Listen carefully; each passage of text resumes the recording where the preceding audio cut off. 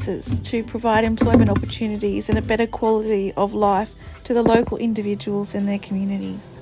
And now I'm just adding my melted coconut oil to the melted shea butter. And as you can see here, the oils look quite separate from each other. So it's 23 degrees as a top temperature here today. I guess the weather depends on how you do your soaping. So in summertime here in Australia, when it gets above say 30 degrees Celsius, my coconut oil is already melted, so I don't need to melt that down before I add it. So the only thing that I would normally need to melt down would be my shea butter in summertime, but it's winter here in Australia at the moment, so I needed to melt my coconut oil as well today.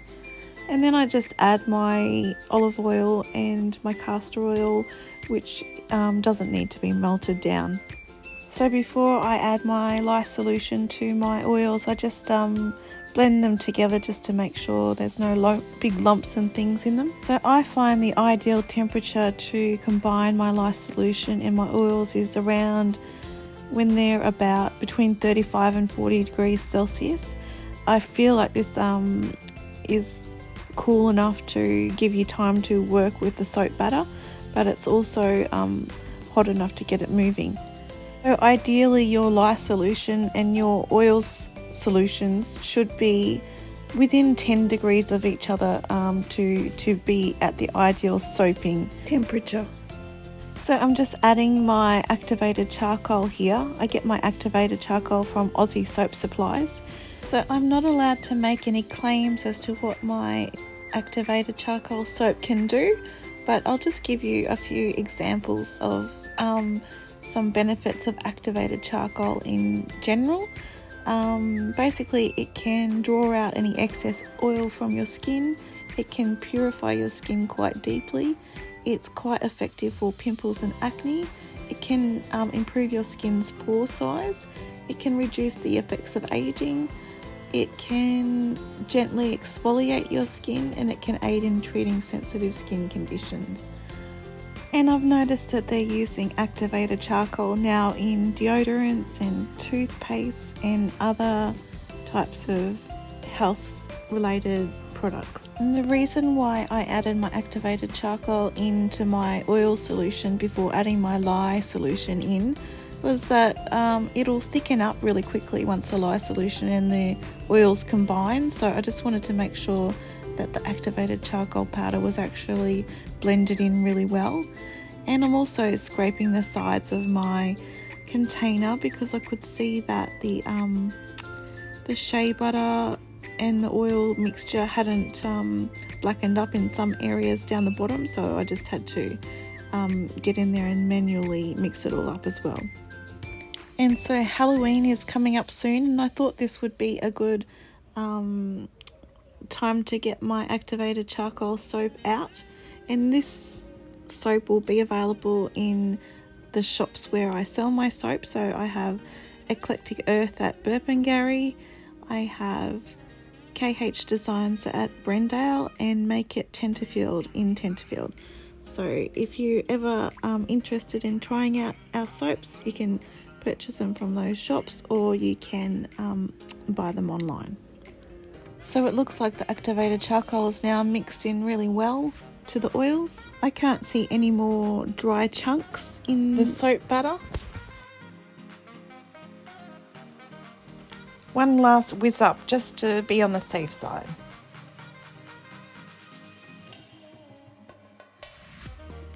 So this oil mixture is now at 30 degrees Celsius, and I have to get moving on this because the room temperature is 23, and if it starts cooling down anymore, the shea butter is going to start to harden up. So even though my lye solution is probably a little bit hotter than it should be, I need to start moving and get this soap mixture mixed up and emulsified. I could have sat my container of lye solution in a little bucket of ice to help it cool down even further more quickly. So generally speaking, with your soap batter, as long as you don't have too many hard oils in your batter, then the cooler the temperature, the longer you've got to work with it and the easier it is to create swirls and that sort of thing. And it's a good idea to pour your lye solution down the stick of your immersion blender because it stops so many bubbles from forming and it also prevents a lot of splashing as well. And now I'm just going to mix these two solutions together to form an emulsion. So basically you'll be able to tell that the oils and the lye solution have combined together so they're not separating anymore. And I'm also adding 200 grams of lavender essential oil here, and it smells absolutely amazing. So once the essential oils are blended in, then I'm just going to be looking at the batter for it to form a trace. So that basically means just when you pick up your blender and you dribble it on the top of the surface of the soap batter, you can see a trace on the top and leave an outline of where it's dribbled onto the surface. So you can see here that the batter is leaving a trace on the surface. And this means that it's safe to pour your batter into your molds. I was thinking of using these small soap molds for Halloween, but when my soap batter started to thicken up, it got to quite a thick trace. I thought that it was probably best just to put them in there in the long soap molds and just to keep them all the same, because when you're pouring thick batter into those small, delicate and intricate soap molds, sometimes they don't work out as well.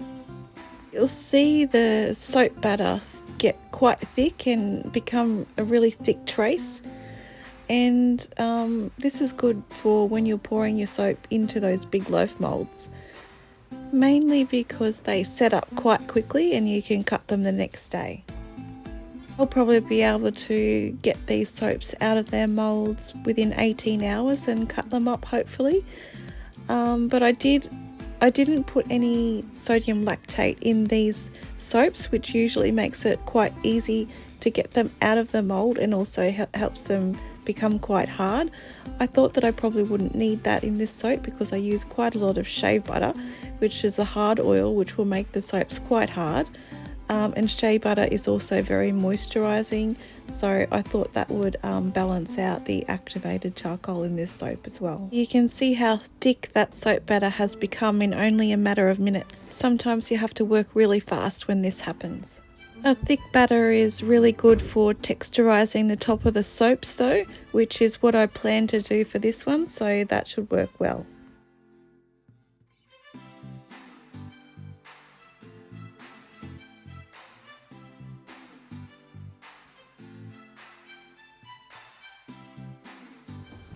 It's good to actually tap all your soap molds once you've poured the batter into them, because it helps or release all the air bubbles from inside the soap.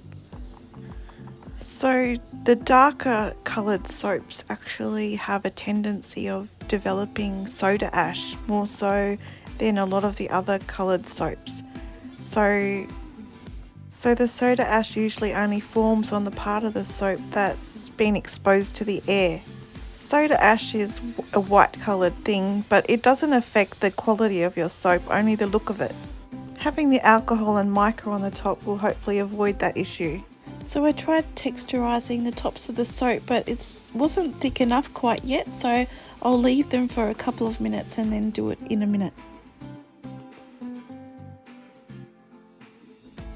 So I'm just mixing a bit of light gold mica with yellow mica. I get my micas from New Directions. Mica is a naturally occurring mineral.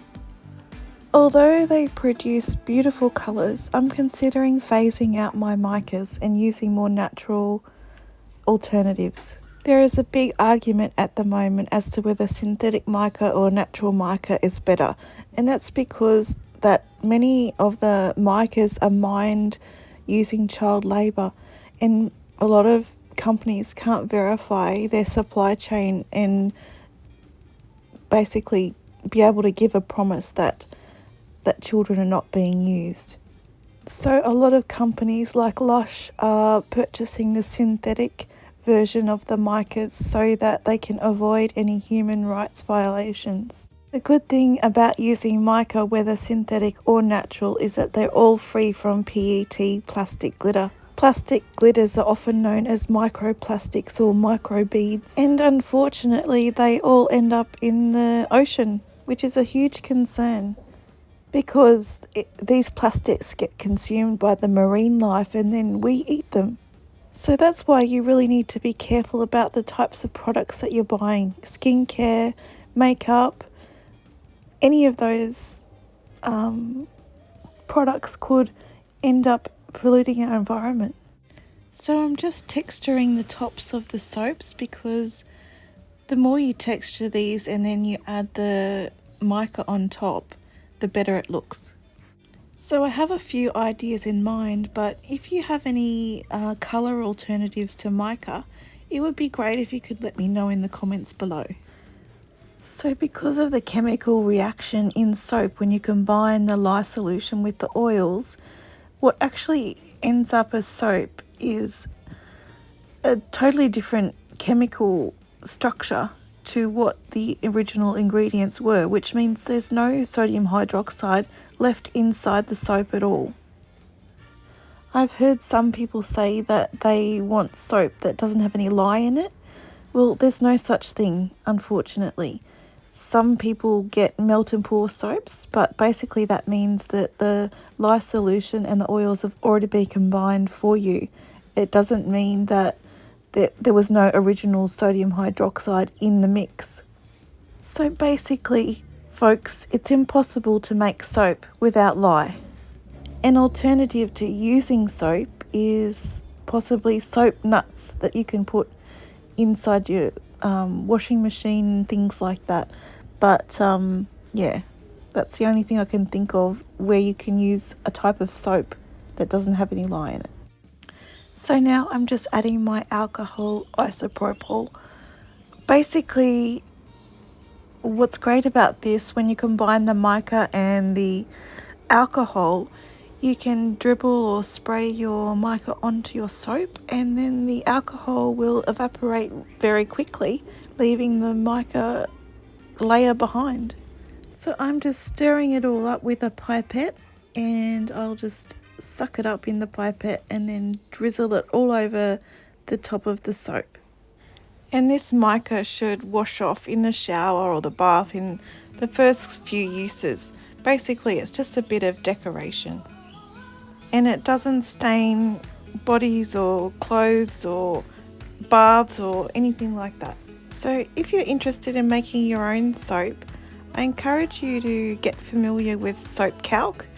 It helps you work out exactly how much lye you need to use and how much water you need to mix it with, and to basically have all the lye be used up by all the oils in the soap and for your soap to form properly. And it explains to you, how hard your soap's going to be, how bubbly it's going to be, how conditioning it's going to be, all those sorts of things. So yeah, it works out your recipe for you and calculates exactly how your soap is going to turn out. I'll add the link to Soap Calc in the description below, as well as all the contact details for the shops that sell our soaps. When I first saw the colours on this soap, it sort of reminded me of Bumblebee from Transformers. So if you've made it this far through the video, I really appreciate you sticking around, because I know that my camera angle is not so good, but I broke the thing that holds my camera when I started this video, unfortunately. And I just had to add a little bit more mica. So these soaps will need to cure for 4 weeks, so they won't be available in the stores for at least another month. So these are the soaps setting up in their moulds now. So these 6 moulds should make about 60 soaps, give or take, and I'll be cutting them up tomorrow, so I'll show you the end product. So this was about 18 hours after I put the soap batter in the moulds to set up, and it was a little bit difficult to get them out because they were still a little bit soft, and they were a little bit sticky because I didn't use sodium lactate in them like I usually do. So that's why it took me a little while to get it out of the mold. You just got to break the seal and then they slide out pretty easily. But because the soap was a bit soft, my corners and end pieces sort of got a little bit squashed or damaged. But that doesn't really matter because we either use those end pieces ourselves at home, or we use them in like a soap sample pack, which is just little odds and ends that people just like to try different ones. And so now I'm using my soap cutter to cut up all the loaves, and it just slides through like butter. And I did have some partial gelling in some of my soap loaves. It doesn't affect the quality of the soap, it just affects the look of it. So that's why it has like that darker ring on the inside. And because the gelling is a bit of a cosmetic issue, some people use a heating pad, or they pop their soap loaves in a oven that's warm, or they insulate their soap loaves while they're setting up so that it sort of prevents that from happening.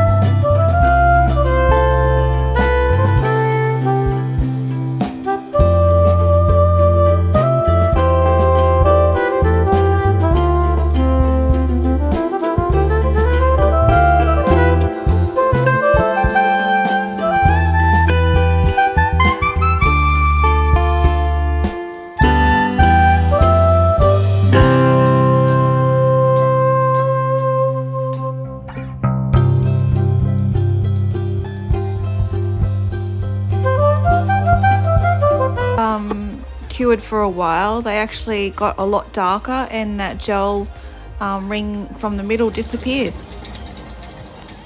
And because this soap has a high level of shea butter in it, it's a lot more creamy than some of my other soaps, which are a lot more bubbly and cleansing. So this one, even though it has the potential to draw out a lot of toxins from the skin and that sort of thing, it's also very moisturizing as well. So just in case you're wondering why I have running water coming from the tap in my sink, because if you've watched our previous off-grid videos, you'll know that we don't have running water in our off-grid property. So I actually make my soaps in a different property than our off-grid property. So if you're interested in following our off-grid journey, then go and check out our other videos on the channel. And thanks for watching, and if you like this video, subscribe and like, and I'll look forward to chatting to you next time. Bye for now.